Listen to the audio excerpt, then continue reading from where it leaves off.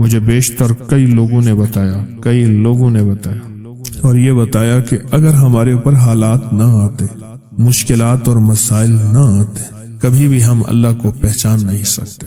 حالات نے ہمیں رب کے پہچاننے والا بنایا۔ حالات نے، اگر حالات نہ آتے ہم نے رب کو کبھی پہچاننا ہی نہیں تھا۔ اللہ ہے کیا؟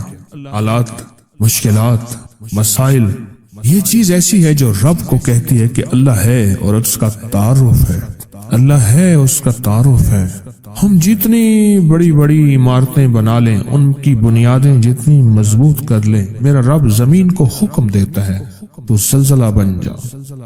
دنیا کی آج تک کوئی سائنس اور دنیا کی آج تک کوئی طاقت ان جھٹکوں کو روک نہیں سکی اور نہ کبھی روک سکے گی۔ دنیا کی طاقت آج تک نہیں روک سکتی۔ اللہ کا امر ہے، اللہ اپنی طاقت دکھاتا ہے، اللہ اپنی قوت دکھاتا ہے۔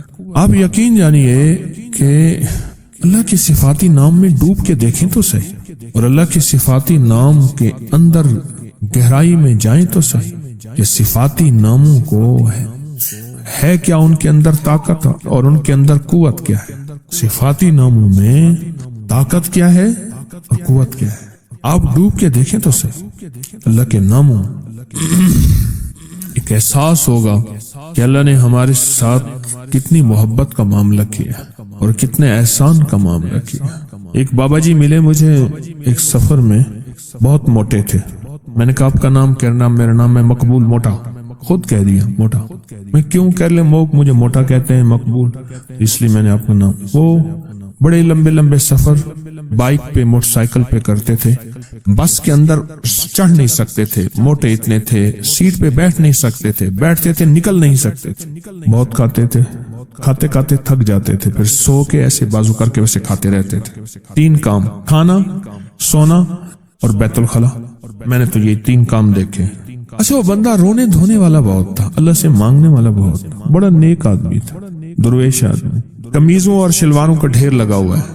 میری شلوار خراب ہو گئی ہے، حالانکہ ہوتی نہیں تھی میرے خیال میں، بس ناپاک ہو گئی، اب وہ کپڑے بدل رہا ہے ڈھیر۔ پھر ایک قمیض کے اوپر دوسری قمیض پہن لی، دوسری کے اوپر تیسری پہن لی۔ کہنے لگے ایک سفر تھا تو میرے جو ہے ہم سفر تھے، مجھے لے جانا نہیں چاہتے، یہ کھائے گا سارا دن، اس کا کام ہی کھانا ہے، پھر ادھر کھائے گا، پھر ادھر ٹوائلٹ جائے گا، بیت الخلا میں جائے گا، پھر سوئے گا۔ موئے نانگ کو جو گھیلواں دے، مویا نانگ، مرا ہوا سانپ، اس کو بندہ گھسیٹتا رہے، کیا فائدہ؟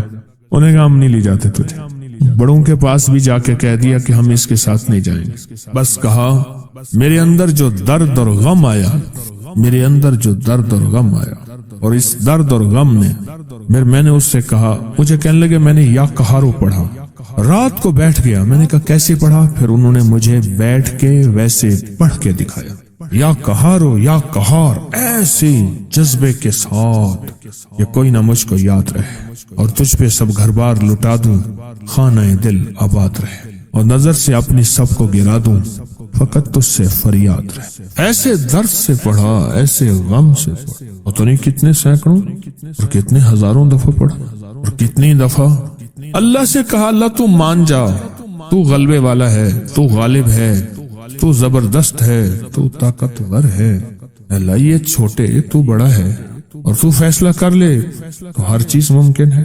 جو اللہ سے منوایا، کہا صبح مجھے ڈھونڈتے پھر رہے تھے، صبح مجھے ڈھونڈتے پھر رہے کہ بس ہم آپ کو ساتھ لے جائیں گے، آپ کے سارے ناز ہم اٹھائیں گے، آپ کے سارے کھانے ضرورتیں ہم پوری کریں گے، بس آپ ساتھ چلیں، آپ ناراض نہ ہوں۔ اس نے عرشوں سے فیصلہ کروایا، اور اللہ کے غلبے کو اور اللہ کی طاقت کو اور اللہ کی قوت کو عرشوں سے اتروایا لفظ یا قہارو کے ذریعے، اللہ کے صفاتی نام یا قہارو کی طاقت کے ذریعے عرشوں سے نظام اتروایا۔